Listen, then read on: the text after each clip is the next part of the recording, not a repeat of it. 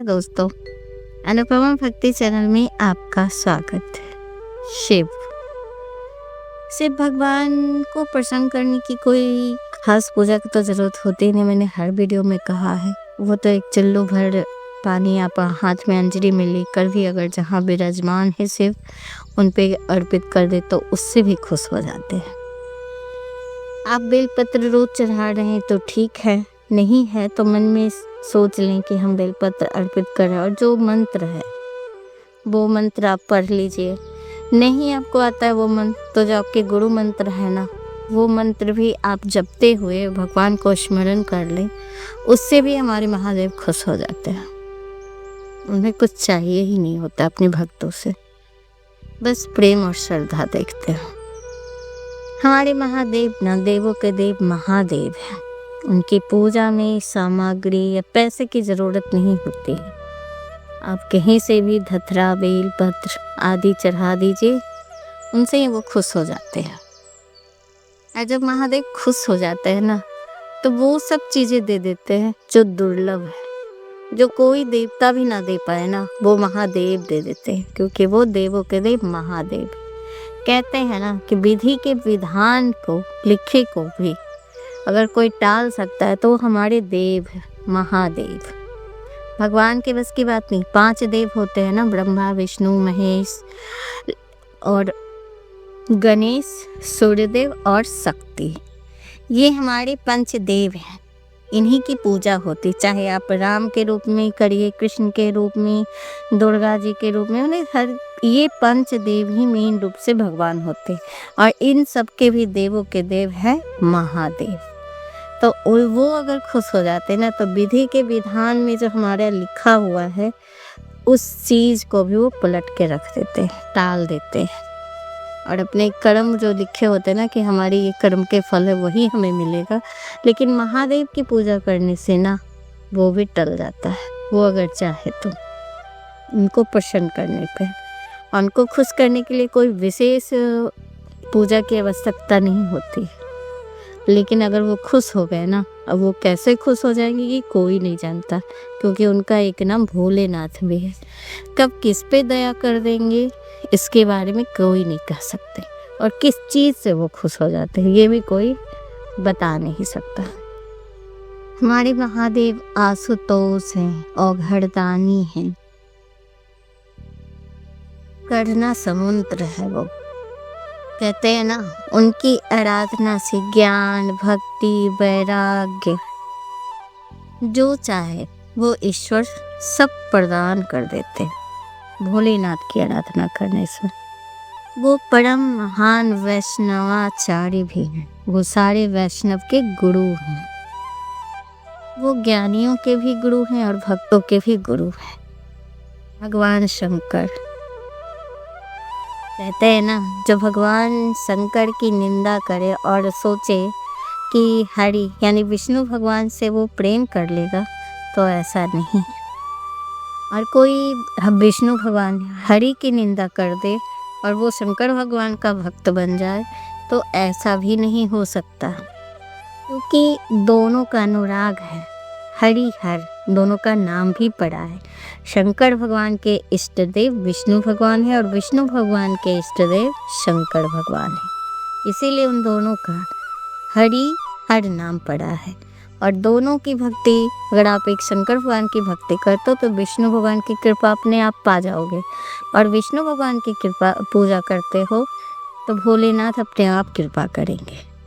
ऐसा है दोनों का आपस में प्रेम। दोनों एक दूसरे के इष्ट देव गुरु मानते हैं कि ये दोनों इष्ट प्रियता है।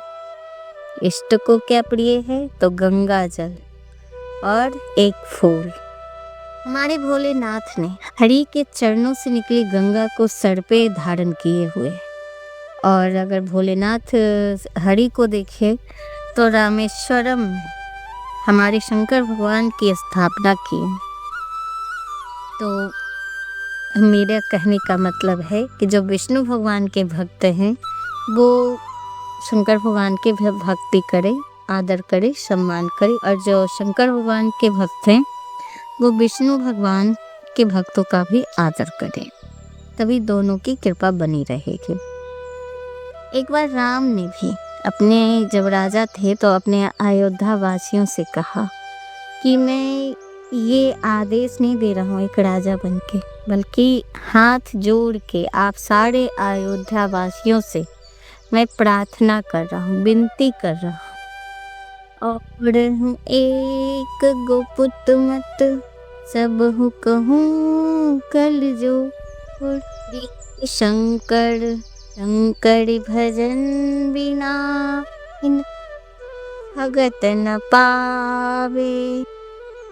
उन्होंने अयोध्या वासियों से कहा कि मैं राजा बनकर नहीं, हाथ जोड़कर आपसे विनती कर रहा हूँ। और राजा बन के अगर बोलेंगे तो आदेश होगा और वो सबको मानना पड़ेगा, लेकिन वो राजा नहीं बन के बल्कि हाथ जोड़ के उनसे अयोध्या वासियों से प्रार्थना कर रहे हैं कि मैं ये आदेश नहीं कर रहा, विनय कर रहा हूँ आप लोग से।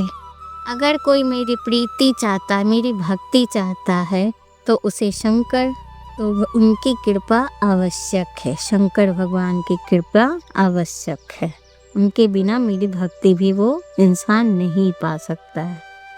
और वो एक गुप्त मत सबो कहूँ कल जोड़ी। गुप्त मत मतलब ये बहुत गुप्त मंत्र है जो उन्होंने अयोध्यावासियों को बताया था। और शिव द्रोही ममदास कहावा, सो नर मोही सपनों न पावा। ये आप ना श्री हरि की करुणा कृपा देखिए और उधर महादेव की कृपा। काकभूषण जी भगवान शंकर के बहुत ही भक्ति करते थे, बहुत बड़े भक्त थे, परंतु वे हरि की अवहेलना करते थे, हरि की निंदा करते थे, हरि भक्तों से द्वेष करते थे, झगड़ा करते थे। वो कभी हरि के भक्तों का आदर नहीं करते थे। तब शंकर भगवान ने काकभूषण जी को संकेत दिए थे। मंदिर में बैठे थे काकभूषण जी, तभी गुरुदेव आए। गुरुदेव सदा ही हरिहर का भी सम्मान करते थे। ये उनको जमता नहीं था, उनको पसंद नहीं आता था। वे गुरुदेव से द्रोह करने लगे, विरोध करने लगे उनका। गुरुदेव मंदिर में प्रवेश किए तो काकभूषण जी उनको प्रणाम नहीं किए उठ के। यह बात शंकर भगवान को पसंद नहीं आई। उन्होंने कहा कि ये तो मेरे धर्म का नाश कर रहा है, ये तो अपने गुरुदेव का ही अपमान कर रहा है। उन्होंने उसे श्राप दिया कि तू अजगर की तरह बैठा है तो जा, अगले योनि में तो अजगर बनेगा। तब गुरुदेव बड़े कृपालु थे, उन्होंने नमामि शमीशा ने स्तुति की और भगवान से कहा ये अज्ञानी है, इसे माफ कर दीजिए। ने कहा कि इस पे दया कर दो प्रभु, ये अज्ञानी है, इसे नहीं पता ये क्या कर रहा है, इसे माफ कर दो। पर भगवान ने श्राप दिया तो वो मिथ्या नहीं हो सकता है, वो श्राप होके ही रहेगा। वो श्राप जो पड़ गया है वो मिलके ही रहता है। भगवान ने कहा कि अब जो श्राप पड़ गया वो मिथ्या नहीं होगा, लेकिन जब ये जन्म मृत्यु जन्म के साथ ही जो कष्ट होता है और मृत्यु के तक जो होता है उसे वो छुटकारा मिल जाएगा। ये जल्द ही अपना शरीर त्याग लेगा, ये अजगर योनि प्राप्त तो होगा लेकिन जल्दी इसकी मृत्यु हो जाएगी। वो शरीर को, ये अजगर रूप को, योनि को छोड़ देगा। कहने का तात्पर्य है कि जो हरि का अनादर करके और भगवान शंकर की कृपा पालेगा ऐसा नहीं है, और ना ही शंकर भगवान की निंदा करके और हरि का कृपा पाले ऐसा भी नहीं होगा। आपको दोनों का ही कृपा पाना है, दोनों का उतना ही सम्मान देना है, दोनों का उतना ही आदर करना है, क्योंकि एक दूसरे के इष्ट देव हरि और हर है। सवाल यही होता है ना कि इष्ट देव हमारे महादेव हैं और हम भगवान महादेव की पूजा करें तो हम कौन सा मंत्र जपें? तो हमारे प्रेमानंद महाराज जी कहते हैं शाम सदाशिव, इस मंत्र का जाप करना चाहिए। जब भी आप मंदिर जाते हैं तो ओम नमः शिवाय या जो भी है मंत्र भगवान का करते हैं, लेकिन अगर सच में भोलेनाथ की कृपा पानी है ना तो मंदिर जाइए तो एक ही बार, 2 ही बार या 5 बार, जैसा आप एक बना ले नियम। हमारे प्रेमानंद महाराज जी ये मंत्र बोलते हैं शाम सदाशिव, इससे दोनों की कृपा मिलती है। सांब सदाशिव, सांब सदाशिव। जैसे आप राधे श्याम सिया राम जैसे मंत्र गाते हैं, पढ़ते हैं, वैसे ही सांब सदाशिव, शाम सदाशिव ऐसे मंत्र गाना चाहिए। इस मंत्र में उमा माता यानी पार्वती माता और शिव दोनों का नाम आता है। सांब सदाशिव, वही मेरी माँ है, वही मेरी पिता है। बहुत करुणामयी है ये। अगर कोई दुष्टता करता है ना तो फिर प्रलय ला देते, प्रलय। वही है संहारक भी, वही संभालते भी हैं तो संहार भी वही करते हैं। इसलिए हमेशा ही सांब सदाशिव चराचर जगत के स्वामी हैं, करुणामयी हैं। करुणा के समुद्र हैं वो, पर अगर कोई उनकी अवहेलना करे, उदंगता करे तो फिर रुद्र भी वही हैं। अगर आप शिव के भक्त हो जाएंगे ना तो कितनी ही मुश्किल है, अंदर के मार्ग ना भगवान शिव खोल देते हैं आपके हृदय में।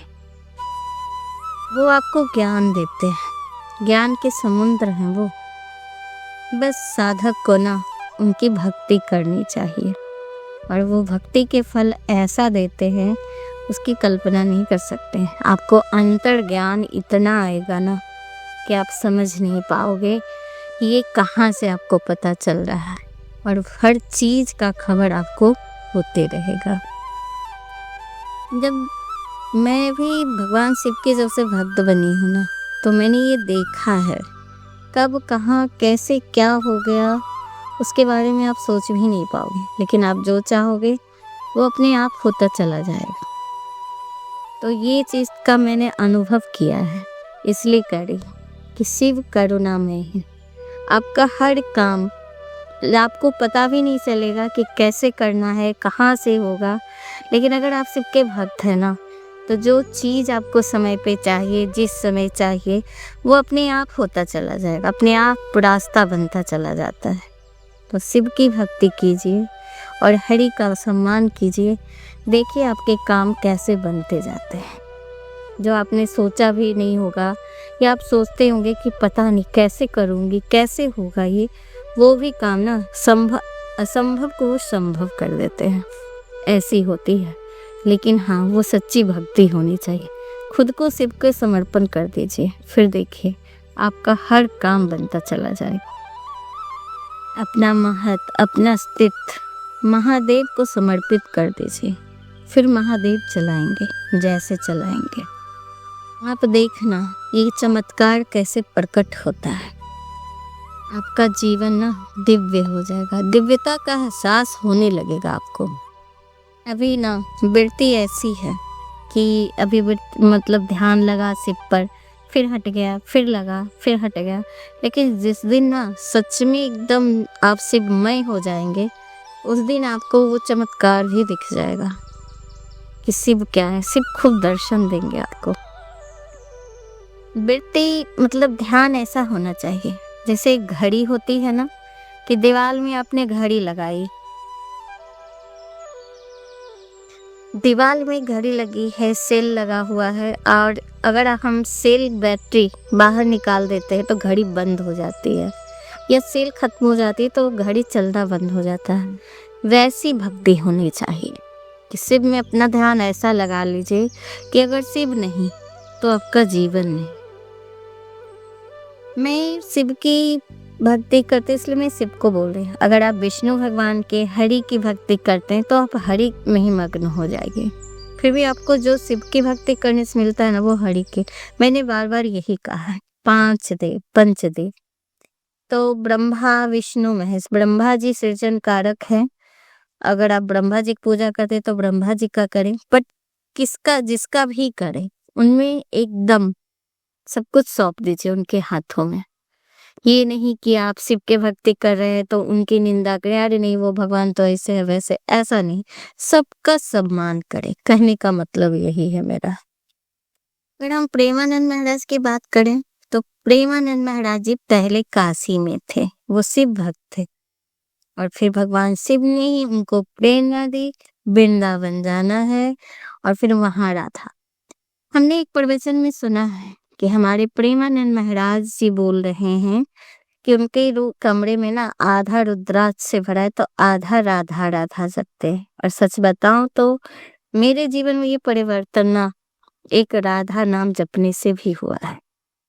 तो हम सुबह जब भी पूजा करते हैं तो बस यूं ही हमें कोई बताया नहीं, बस कहीं कुछ सत्संग चल रहे थे, गीता का पाठ हो रहा था और उस दिन से मैंने राधा राधा भी जपने लगी और शाम सदा से पहले से ही जपती थी। ये दोनों जपने से मेरे जीवन में परिवर्तन हुआ। तो भाई आप देख लीजिए किनको पूजना है। श्री कृष्ण को राधा प्रिय हैं और राधा का नाम लो तो कृष्ण अपने आप खुश हो जाते हैं। तो मेरे जीवन में ये दो हैं, शिव और पार्वती राधा, इन दोनों का नाम मैं जपती रहती हूँ। तो आज का वीडियो ऐसा था जो समझ में आया, मैंने बनाया, अपने मन की बात आप लोग से कही, जो मेरे जीवन को प्रभावित किया है। आपको ये वीडियो कैसा लगा आप हमें ज़रूर बताइए और आप किन पे वीडियो सुनना पसंद करते हैं ये भी बताइए, कमेंट करके भेजिए तो हम उसी पे वीडियो बनाएंगे। आज का बस इतना ही। नमस्कार। मेरी वीडियो सुनने के लिए आपका बहुत बहुत धन्यवाद।